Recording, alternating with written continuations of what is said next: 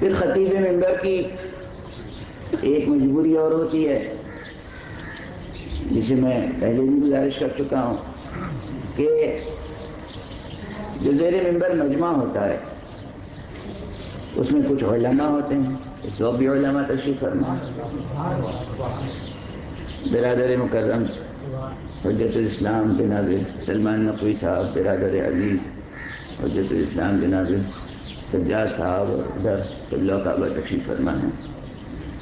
اور خصوصیت سے یہ ماشاءاللہ بہت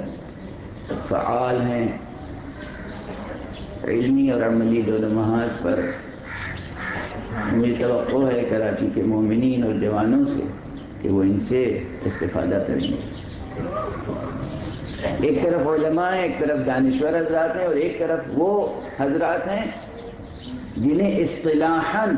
عالم نہیں کہا جاتا،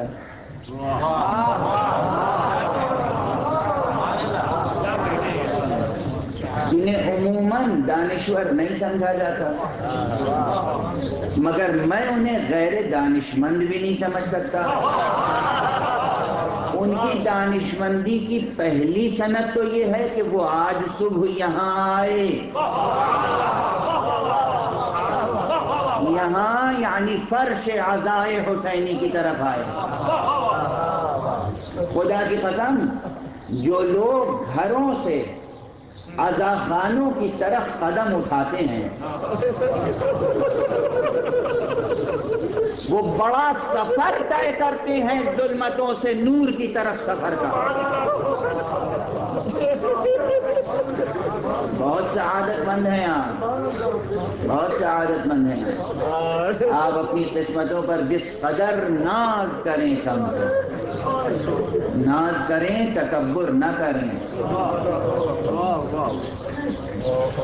خود اعتمادی ہو مگر وہ ایک حد میں ہو۔ جو میرا گفتگو ہے قضاء و قدر، یہ قضاء و قدر کی گفتگو صرف اس لیے ہے، اس میں بنیادی پیغام یہ ہے کہ خدا پر توکل نظر انداز نہ کریں، خدا پر توکل ہی سرمایہ حیات ہے، لیکن خدا پر توکل کے ساتھ ساتھ اس لطف و کرم و عنایت خصوصی کی قدر بھی کریں کہ اس نے آپ کو بھی کچھ اختیار عطا کیا ہے، اور آپ کو بھی اپنے بہت سے کاموں میں شریک بنا لیا ہے۔ توحید اپنی جگہ محفوظ، ہم اس کی ذات میں، اس کے صفات میں، اس کے افعال میں کسی کو شریک نہیں کر سکتے، یہ توحید کا تقاضا ہے۔ وہ جس کو چاہے اپنے کاموں میں شریک کر لے، یہ اس کے لطف کا تقاضا ہے۔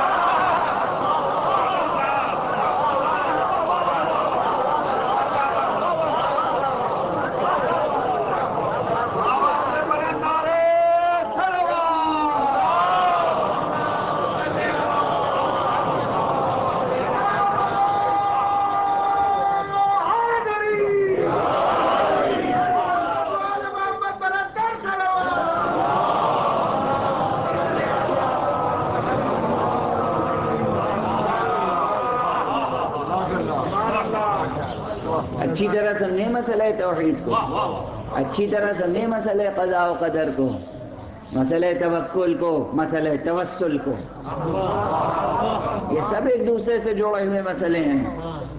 اور میں کبھی کبھی وقت کی کمی کی بنا پر مسئلہ سے پیش کر دیتا ہوں آپ کی فہم و فراست کے سہارے۔ کبھی کبھی کوئی ایک اشارہ دے کر آگے بڑھ جاتا ہوں، اور خود ان اشارات میں، ان کنایات میں پیغامات ہوتے ہیں۔ ایک لفظ بھی منبر حسینی کا ایسا نہیں ہوتا کہ جو پیغام نہ رکھتا ہو۔ شرط یہ ہے کہ توجہ سے بات سنی جائے، شرط یہ ہے کہ صحیح تناظر میں بات کو سمجھا جائے۔ تو پھر یہ جملہ مکرر عرض کروں اور پھر قرآن مجید کی دلیل پیش کروں؟ ہم اس کی ذات میں، اس کے صفات میں، اس کے افعال میں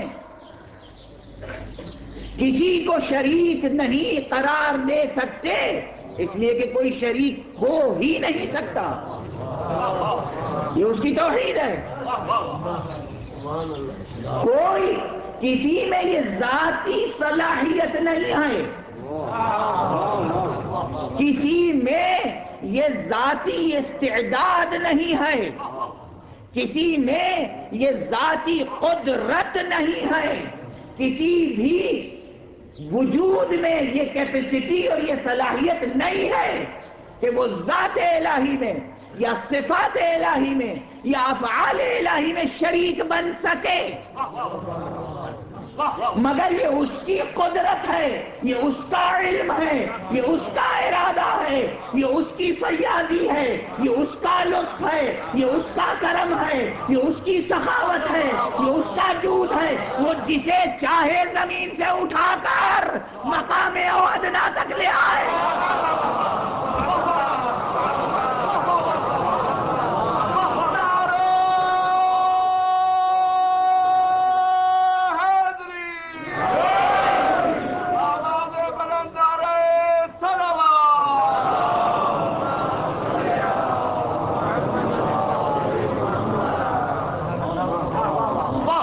آپ واہ واہ کر رہے ہوں گے، مجھے تو لطف نہیں آیا ابھی، اس لیے کہ میں اپنی بات پوری نہیں کہہ سکا۔ پہلے جملے میں میں نے یہ کہا تھا کہ ہم کسی کو شریک قرار نہیں دے سکتے، لیکن وہ اس کا لطف ہے کہ وہ جس کو چاہے اپنے کام میں شریک قرار دے لے اور جس کے کام میں چاہے شریک ہو جائے۔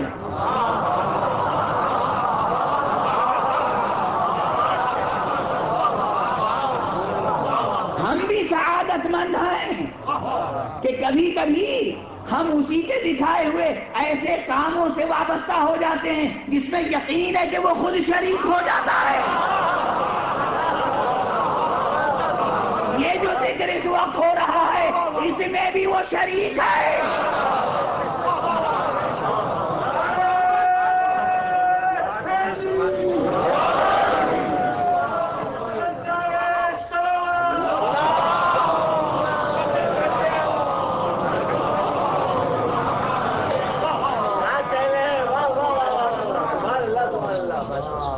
جانے کہاں کہاں لوگ سوچ رہے ہوں گے کہ یہ آج مشرکانہ باتیں کر رہے ہیں، لیکن ہم نہ کہتے تھے کہ ان کی باتوں کو غور سے نہ سنیے گا ورنہ توحید رخصت ہو جائے گی، شرک ہو جائے گا۔ ارے میری ایک بات سن لیجئے کہ یہ جو اب آیت پڑھ رہا ہوں غور سے سن لیجئے، یہ میرا جملہ نہیں ہے، قرآن مجید کی آیت ہے، سورہ مبارکہ احزاب میں ہے اور تمام مسلمانوں کو تقریباً نوک زبان ہے، سب پڑھتے ہیں سمجھتے نہیں ہیں۔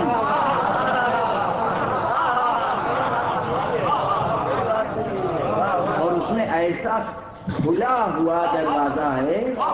شرکت کار کا، ان اللہ وملائکتہ یصلون علی النبی یا ایھا الذین آمنوا صلوا علیہ وسلموا تسلیما۔